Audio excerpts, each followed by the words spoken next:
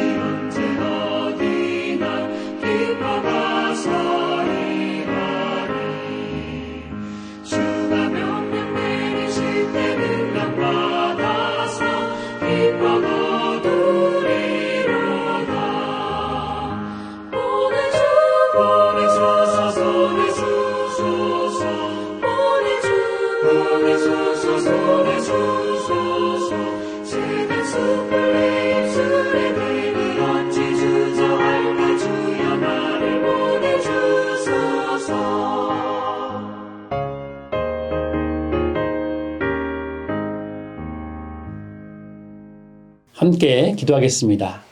주님 감사드립니다. 오늘도 우리 삶 가운데 함께 하심에 감사드립니다. 오늘도 하나님의 평강을 우리 가운데 내려주심에 감사드립니다. 주님 손 꼭 붙잡고 주님과 동행하게 하시고 주님의 은혜 가운데 매일매일 살아갈 수 있도록 주님 우리를 붙잡아 주시옵소서. 또한 화요일마다 우리 사역자들과 간사님들이 함께 모여 경건회를 하고 미팅을 합니다. 그 모임 가운데 주님께서 임재하시고 더욱더 주님 믿고 따라갈 수 있는, 주님만을 의지할 수 있는 귀한 사역자들, 간사님들 될 수 있도록 아버지 은혜 베풀어 주시옵소서. 오늘 우리 가운데 함께 하시고 우리를 붙잡아 주실 주님을 찬양하며 주 예수 그리스도의 이름으로 기도드립니다. 아멘. 함께 말씀 보도록 하겠습니다. 오늘의 말씀은 룻기 3장 14절에서 18절까지 말씀입니다.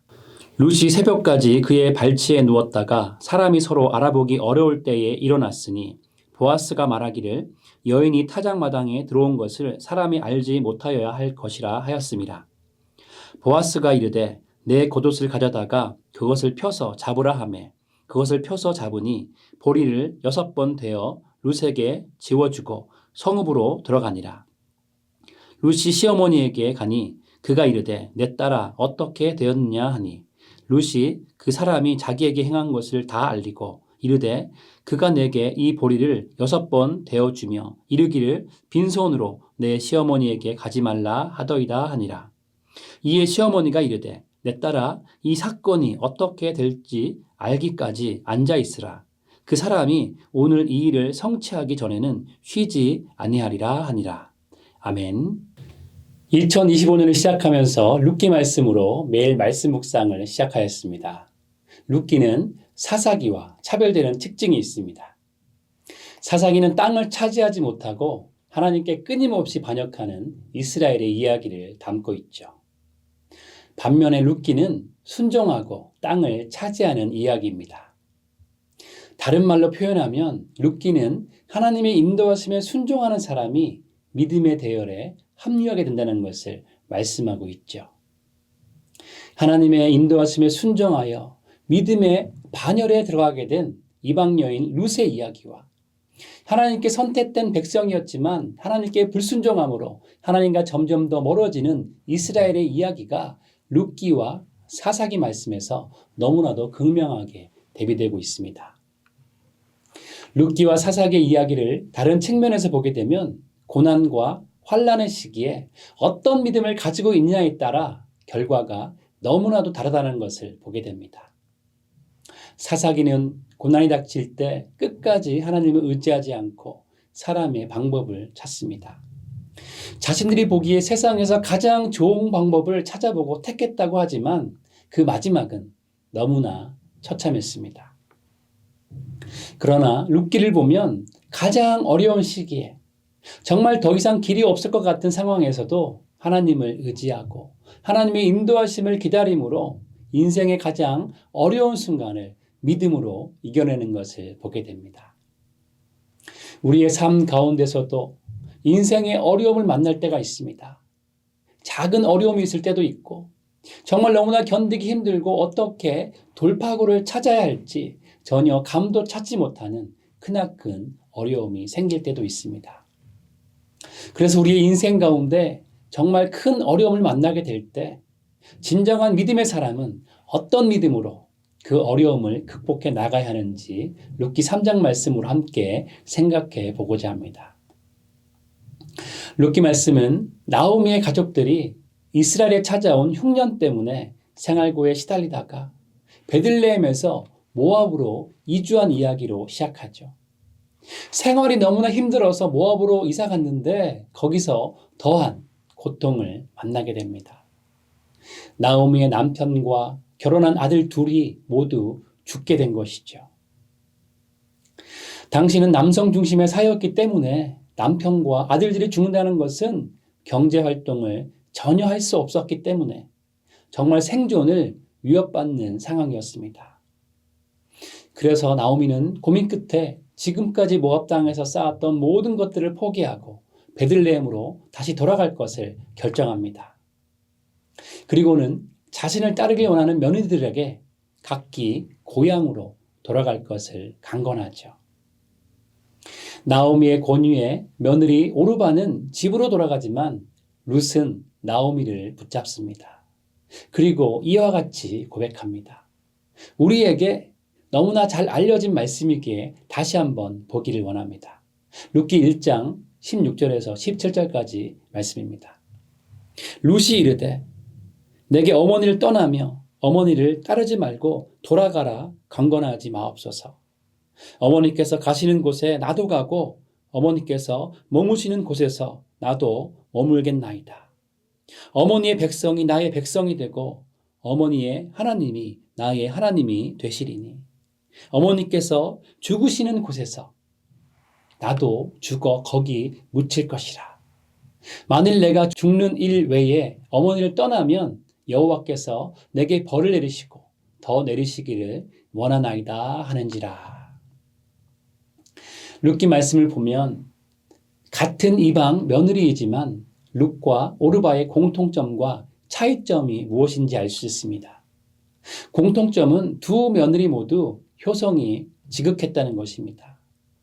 젊은 여인들이지만 남편을 잃어버리고도 시어머니를 공경하며 따랐다는 것이죠. 요즘은 시댁을 시월드라고 부릅니다. 그래서 며느리들은 시자가 들어가는 것은 쳐다보지도 않는다고 하죠. 우리가 이런 시대에 살고 있기에 룻과 오르바가 자신들이 살던 민족이 아니라 베들레헴으로 돌아가는 나오미와 함께 동행했다는 것만으로도 참 대단한 모습입니다. 여인 3명이서는 어떤 방법으로도 먹고 살기 힘들다는 것을 알면서 시어머니와 동행하는 것 자체가 지극한 효의 모습인 것이죠. 그러나 룻과 오르바에게는 차이점이 있습니다. 조금 전에 읽었던 룻기 1장 16절에서 17절 말씀 가운데 있는 것을 보게 되면 룻은 하나님에 대한 신앙을 소중하게 여겼다는 것을 우리가 보게 됩니다. 룻은 이렇게 얘기했죠. 나는 어머니와 함께 할 것이고 어머니의 하나님이 나의 하나님이시다고 고백합니다. 그리고 내가 어머니를 떠난다면 여호와 하나님께서 내게 벌을 내리시길 원한다라고 룻은 하나님 앞에서 굳게 결심하죠. 룻과 오르바는 시어머니를 공경하는 모습은 동일했지만 룻은 하나님에 대한 믿음을 가지고 있었던 것이 오르바와는 큰 차이점인 것입니다. 그래서 성도는 하나님은 우리보다 더 하나님의 뜻이 우리의 삶 속에 이루어지길 원하신다는 것을 깨닫고 믿어야 합니다. 하나님은 남편이 죽고 이제 살 길이 막막한 룻을 그냥 놔두지 않았습니다. 룻을 향한 하나님의 원대한 계획이 있었던 것이죠. 하나님은 이방 여인 룻을 통해서 하나님의 뜻이 이 땅에 이루어지길 원하셨습니다. 룻을 통해 이루고자 하신 하나님의 뜻이 무엇입니까? 마태복음 1장을 보게 되면 예수님의 족보가 나옵니다. 그 중에 마태복음 1장 5절에서 6절을 보게 되면 이렇습니다. 살모는 라합에게서 보아스를 낳고 보아스는 오벳을 낳고 오벳은 이새를 낳고 이새는 다윗 왕을 낳으니라. 보아스와 룻은 오벳을 낳았습니다. 그리고 오벳은 이새를 낳았습니다. 그리고 이새는 다윗 왕을 낳았죠. 룻은 다윗 왕의 증조 할머니가 되는 것입니다. 더 놀라운 것은 무엇입니까? 마태복음 1장 16절을 보게 되면 룻과 다윗 왕의 후손에서 예수님이 태어나신 것을 보게 됩니다. 이방 여인이었던 룻이 이스라엘 가문으로 씹으면서 하나님을 알게 되었습니다. 그리고 하나님을 믿게 되었습니다. 룻이 얼마나 믿음이 성장했고 룻이 얼마나 믿음이 컸는지는 오늘 말씀에 나와 있지 않지만 룻기 1장 16절에서 17절의 고백을 볼 때 룻은 먹고 살기 힘들고 경제적인 어려움이 있을 것을 알면서도 나오미를 끝까지 따르며 하나님을 믿는 믿음으로 베들레헴으로 왔다는 것입니다. 룻이 믿음으로 발걸음을 옮겼기 때문에 룻을 향한 하나님의 원대한 계획이 이루어진 것이죠. 하나님은 우리가 바라고 생각하는 것보다 훨씬 큰 하나님의 뜻과 계획이 우리 삶 가운데 이루어지기를 원하십니다. 그러나 룻이 오르바처럼 살았다면 어떻게 되었을까요? 하나님을 알지만 하나님을 믿고 있지만 시어머니가 몇 번씩 강권하기에 오르바처럼 친정으로 돌아갔다면 어떻게 되었을까요? 머리로는 너무나 잘 알고 있고 지금까지 하나님을 예배하며 살았지만 인생의 고난과 이제 경제적으로 어려움이 올 것이 눈에 뻔히 보이기에 믿음의 발걸음이 아니라 세상의 가치관과 세상의 기준을 따랐다면 어떻게 되었을까요? 이제 2025년이 시작되었습니다. 팬데믹 때도 정말 시간이 빨리 지나갔는데 2024년도 참 빨리 지나간 것 같습니다.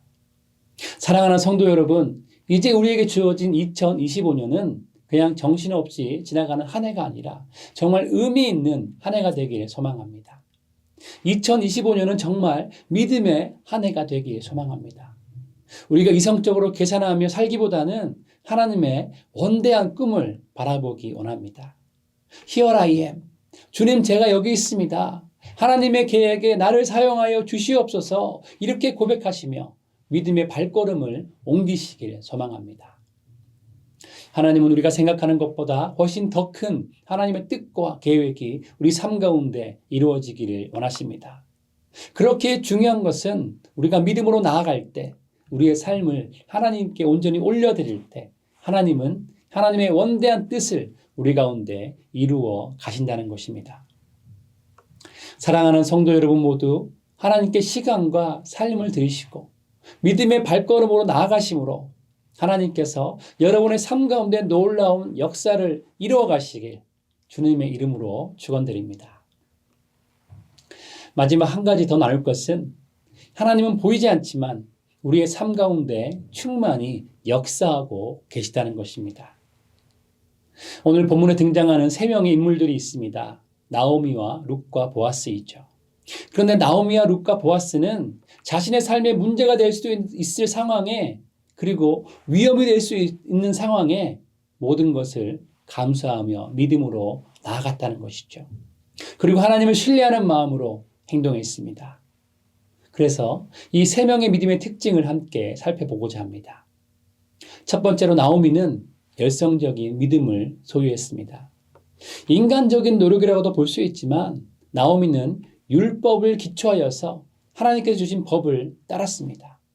나오미는 며느리 룻과 친족이며 기업 물을 자가 될 수 있는 보아스를 신뢰하는 마음으로 일을 진행한 것이죠. 나오미는 남편과 아들들이 모두 죽는 아픔을 겪었지만 그럼에도 불구하고 신실하신 하나님을 향한 믿음을 버리지 않고 열성적인 믿음으로 하나님을 의지했습니다. 하나님의 뜻과 관계없는 열심은 때로 위험을 만들어냅니다. 그러나 반대로 하나님의 뜻이 있음에도 움직이지 않으면 아무것도 이루어지지 않습니다. 일이 되게 하시는 분은 하나님이시지만 이렇게 믿음으로 행동하는 사람들을 통해서 역사하시는 것이 하나님의 방법인 것이죠.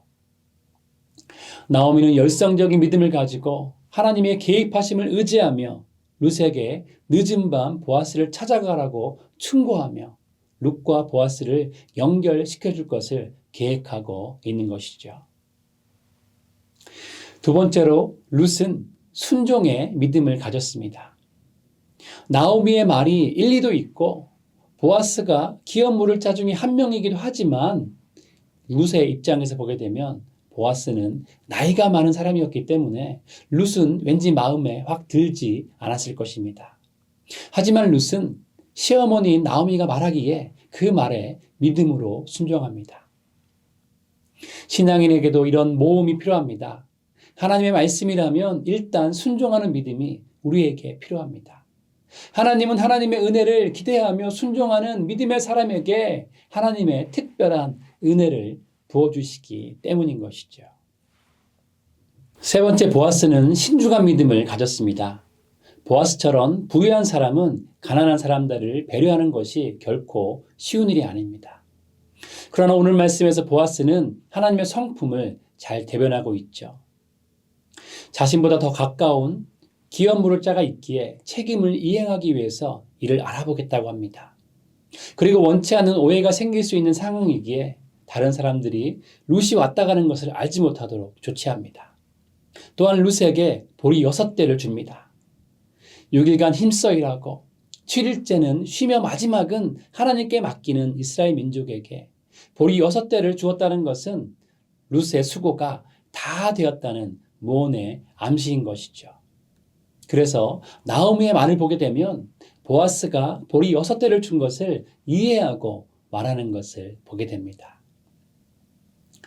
보아스는 여인의 마음에 상처가 되지 않도록 일을 신중하게 잘 진행되도록, 그리고 보리 6대를 주면서 나오미에게 자신의 의지까지 전하며 안심시킨 것이죠. 이렇게 보아스가 룻을 대하는 모습과 그리고 중대하고 미묘한 일을 처리하는 모습 속에 하나님의 성품과 하나님의 모습이 담겨 있는 것을 보게 됩니다. 마찬가지로 성도는 하나님을 드러내 보이는 존재가 되어야 합니다. 믿음의 사람들은 삶 가운데서 그리고 일상의 모습 속에서 하나님의 모습을 드러내 보이며 신중함과 배려가 있는 삶을 살아야 하는 것입니다. 이런 세 가지 믿음의 모습은 성도 가운데 있어야 할 모습인데 이 중에서도 우리가 집중해야 할 믿음의 모습이 있습니다. 오늘 본문 18절을 보게 되면 이레의 전말을 들은 나오미는 룻에게 이렇게 말을 합니다. 딸아, 이 사건이 어떻게 될지 알기까지 앉아 있으라. 그 사람이 오늘 이 일을 성취하기 전에는 쉬지 아니하리라. 나오미는 룻에게 일이 완전히 진행될 때까지 이제는 가만히 있으면 된다고 말합니다. 그리고 보아스가 이 일을 성취하기 위해 최선을 다할 것이라고 이어서 말했습니다. 룻기 말씀에서도 사람이 살아가는 동안 겪게 되는 어려움과 여러 가지 미묘한 상황들이 얽혀 있음을 보게 되는데, 마찬가지로 우리도 세상을 살아갈 때 벽에 부딪힌 것 같은 상황을 만나게 될 때가 있습니다. 그런 상황 가운데 하나님의 백성들은 하나님께서 장벽을 제거해 주시기를 수동적으로 기다려야 할 때가 있습니다. 그리고 반대로는 하나님의 백성들은 때로는 하나님의 백성들이 직접 그 장벽과 싸워야 할 때가 있는 것이죠. 나오미의 말과 같이 우리에게도 수동적으로 기다리거나 혹은 그 장벽과 싸워야 하는 경우가 있다는 것입니다. 그런데 중요한 것은 이 두 경우 모두 하나님이 하나님의 백성들을 위해 모든 것을 합력하여 선을 이루시도록 역사하신다는 사실을 우리는 신뢰해야 한다는 것입니다. 하나님이 우리 눈에는 보이지 않지만 우리 삶 가운데 역사하고 계시다는 것이죠. 그렇게 성도에게 너무나 중요한 것은 매 순간마다 하나님께서 우리의 삶의 세세한 부분까지도 관심을 기울이신다는 것을 믿는 믿음 안에 살아가야 한다는 것입니다. 우리가 하나님의 일하심을 느끼지 못하는 상황 속에 있을지라도 하나님이 우리 가운데 역사하고 계심을 믿어야 합니다. 우리의 머리와 우리의 경험으로는 절대로 탈출구를 찾지 못할 때도 하나님은 이미 해결책을 가지고 계심을, 그리고 우리 가운데 충만히 역사하고 계시다는 것을 우리는 신뢰해야 한다는 것입니다. 믿음은 리스크를 수반합니다. 리스크가 눈에 보이지만 그럼에도 불구하고 하나님을 신뢰하는 것이 믿음입니다. 그래서 믿음의 사람들은 리스크가 당연히 있다는 것을 알지만 하나님이 우리 가운데 역사하고 계시기에 우리에게는 소망이 있음을 믿음으로 바라보는 사람입니다. 우리에게 너무나 힘이 되는 사실이 있습니다. 하나님의 특기는 장벽을 극복하는 것입니다. 그리고 하나님은 장애물을 디딤돌로 만드시는 분이십니다. 그렇게 우리는 믿음으로 살아가는 것에 더욱 용기를 내어야 합니다. 우리는 리스크가 있음을 보지만 그 리스크도 하나님의 약속에 근거하고 있음을 믿음의 눈으로 바라봐야 하는 것이죠. 2025년 새해가 밝았습니다. 올해도 여전히 우리 앞에 희망뿐만 아니라 문제들이 있습니다. 그러나 우리 앞에 있는 문제들은 문제로 끝나는 것이 아니라 하나님은 이 문제들을 통해서 우리가 더욱 성숙되어지고 성장하기를 원하신다는 것을 알아야 합니다. 단지 문제가 어려움이 되는 것은 성도의 관점이 아닌 것이죠. 하나님이 원하시는 것은 문제를 통해서 하나님의 뜻을 더 깊게 알기 원하시는 것이고, 또한 문제를 통해서 하나님의 계획 안에 들어가는 영적인 근육이 우리 가운데 생기는 것입니다. 하나님은 문제를 통해서 우리가 하나님과 더욱 친밀해지고 하나님을 더욱 의지하기를 원하시는 것입니다. 우리의 눈에는 보이지 않지만 지금도 하나님께서 여러분의 삶 가운데 충만히 역사하고 계심을 믿음으로 하나님과 함께 평안을 누리시는 오늘 하루 되시고, 그리고 2025년 되시기를 주님의 이름으로 축원드립니다. 함께 기도하겠습니다. 주님 감사드립니다. 나오미의 삶을 통하여서, 룻의 삶을 통하여서, 보아스의 삶을 통하여서 다시 한번 믿음의 사람의 삶을 보게 하심에 감사드립니다. 우리 가운데 오늘도 역사하시고 우리가 느끼지 못하지만 우리 가운데 놀랍게 일하시고 우리를 이끌어주시는 그 하나님의 은혜를 바라보게 하여 주시옵소서. 믿음의 눈을 들어 날마다 살게 하시고 날마다 우리 가운데 역사하시고 임재하시는 임마누엘의 하나님을 바라보며 주님과 동행할 수 있는 삶을 살아갈 수 있도록 아버지 붙잡아 주시옵소서. 어렵고 힘들 때 낭망하는 것이 아니라 우리의 힘되시고 우리의 모든 것들을 아시고 인도해 주시는 하나님을 더욱더 의지할 수 있는 우리가 될 수 있도록 아버지 은혜 베풀어 주시옵소서. 오늘도 주님의 말씀 가운데 주님의 은혜 가운데 살기를 소망합니다. 또한 2025년을 주님께 올려드리며 나아갈 때에 올 한 해가 온전히 하나님과 동행하며 하나님의 뜻을 이루는 귀한 한 해 될 수 있도록 아버지 은혜 베풀어 주시옵소서. 우리 가운데 함께 하시고 역사하시고 우리를 이끌어 주실 주님을 찬양하며 주 예수 그리스도의 이름으로 기도드립니다. 아멘. 함께 계속적으로 주님 앞에 각자의 기도 제목으로 나아가도록 하시겠습니다.